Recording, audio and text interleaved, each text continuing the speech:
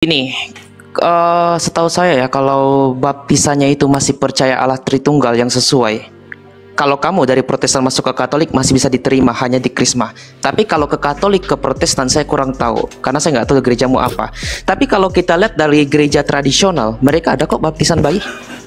Mereka ada baptisan bayi karena dalam surat Rasul Paulus mengatakan baptisan kita sunat kita itu adalah baptisan. Dan ternyata dalam Kejadian 22 orang disunat itu pada hari keberapa? Hari ke-8. Dan kalau seandainya tipologi sunat adalah baptisan bagi kita, berarti anak kecil itu mendapat jaminan juga untuk mendapatkan baptisan. Dan apakah ini sesuai dengan Alkitab dan tradisi suci? Saya lupa dalam kitab Korintus yang dikatakan satu rumah itu dibaptis.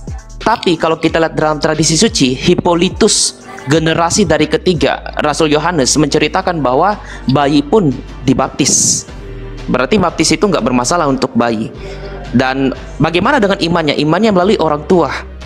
Kenapa? Pengharapan orang tua untuk doa anak-anak ini. Sehingga apa? Sehingga mereka mendapatkan juga materai dari Allah. Karena orang yang dibaptis itu dimateraikan oleh Allah melalui kuasa Roh Kudus. Nah, pertanyaan kedua terhadap orang yang tidak percaya ya. Kalau kita lihat dalam Alkitab ada peristiwa khusus, ada peristiwa umum. Peristiwa umum bagi kita adalah Markus 16 ayat 16. Barang siapa percaya, mereka harus dibaptis. Barang siapa tidak dibaptis, ya mereka dihukum.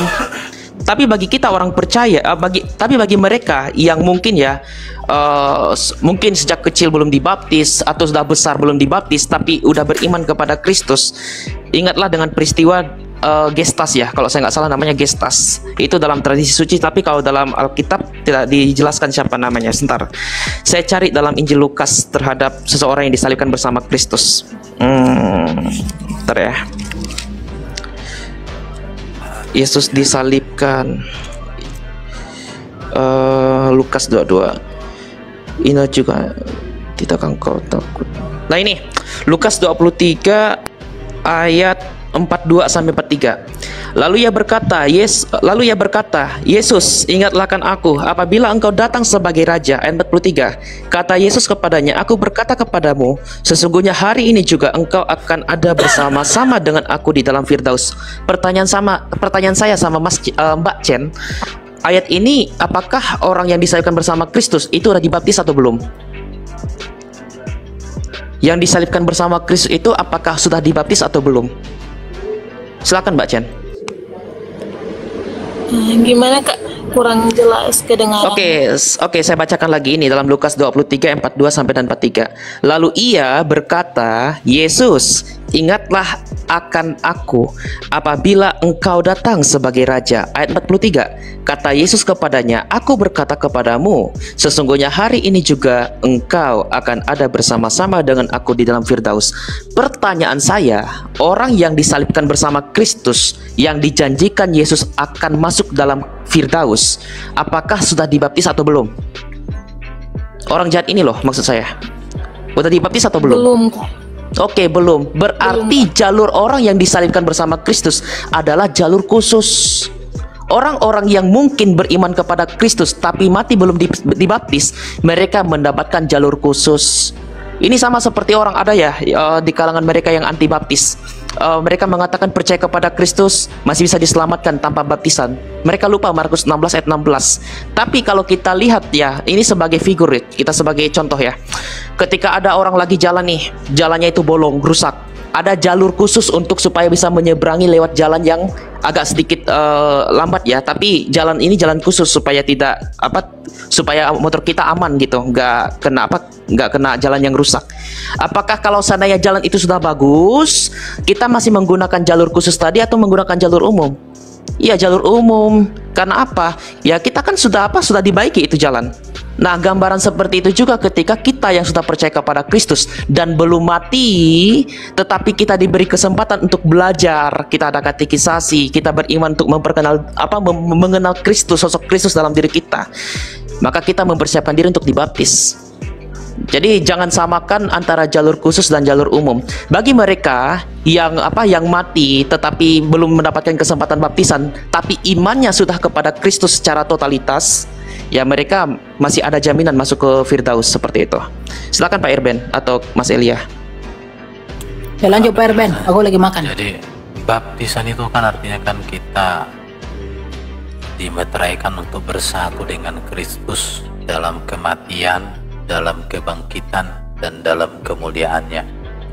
Jadi orang yang percaya kepada Yesus wajib dibaptis, kecuali kasus tertentu dia percaya waktu mau mati. Udah napas di tenggorokan baru percaya, nggak mungkin lagi lah dibaptis. Begitu ya.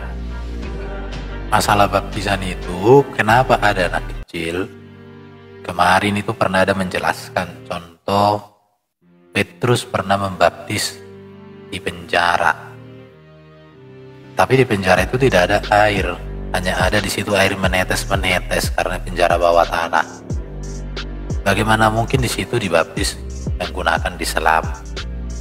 Jadi inti baptisan itu bukan masalah percik atau selamnya, tetapi bagaimana seseorang itu menyerahkan dirinya untuk bersatu dengan kematian, kebangkitan, dan kemuliaan Kristus dalam hidupnya. Itu esensinya. Bisa dipahami ya? Ya bisa Kak. Berbahasa roh menurut Alkitab sendiri bagaimana Kak? Soalnya ada yang salah satu gereja yang mempelajari bahasa roh. Jadi gini ya, tentang berbahasa roh, kalau kamu baca nanti 1 Korintus 12 dan 1 Korintus 14, di situ ada namanya karunia-karunia roh. Yang namanya karunia-karunia roh itu banyak. Salah satunya adalah berbahasa roh. Tetapi karunia berbahasa roh itu berguna untuk membangun diri sendiri. Kalau karunia berbahasa roh itu dapat membangun orang lain, maka harus ada yang menerjemahkan, mengartikan. Kalau tidak ada, itu hanya membangun diri sendiri. Namun bahasa roh itu tidak dipelajari, tapi itu adalah karunia dari Tuhan. Karena karunia dari Tuhan itu bukan hanya bahasa roh, ada karunia mengajar, ada karunia berdoa, ada karunia konseling, ada karunia untuk mujizat, ada karunia untuk praise and worship, ada karunia ini, banyak karunia-karunia itu. Jadi kalau Tuhan berikan kamu karunia berbahasa roh, bertumbuhlah kamu dengan itu. Tetapi kalau sampai ada namanya kursus bahasa roh, langsung tarik kumisnya. Kau belajar dari mana kau pendeta? Langsung tarik kumisnya. Sesat kau bilang gitu ya. Jadi di situ orang yang dipenuhi oleh Roh Kudus tidak harus berbahasa roh. Tapi itu salah satu buah atau karunia roh. Dan karunia roh itu bukan patokan kedewasaan rohani seseorang. Kedewasaan rohani seseorang itu berbicara tentang buah roh, karakter. Jadi karakter menjadi patokan. Itu di Galatia ya. Galatia itu Efesus, Galatia 5 ayat 21-23. Kalau karunia berbahasa roh atau karunia roh itu bisa kita berbeda-beda. Tetapi kalau buah roh itu wajib bagi semua orang Kristen. Mau besar kecil, mau gemuk kurus, mau muda atau tua, mau kaya atau miskin, buah roh itu sama, harus. Tapi kalau karunia itu berbeda, nggak masalah. Ada orang konseling bagus, tapi kalau disuruh ngajar ngantuk orang. Ada orang nggak karunianya ngajar, tapi disuruh konseling, orang yang konseling bingung. Nah gitu, itu karunia. Tapi kalau buah roh kasih sukacita, damai sejahtera, kesabaran, kesetiaan, kelemah lembutan, itu harus bagi semua orang ya. Jadi jangan membenturkan karunia-karunia roh, tapi gunakanlah karunia roh itu untuk pertumbuhan rohanimu dan pertumbuhan rohani orang lain. Demikian dari saya. Thank you.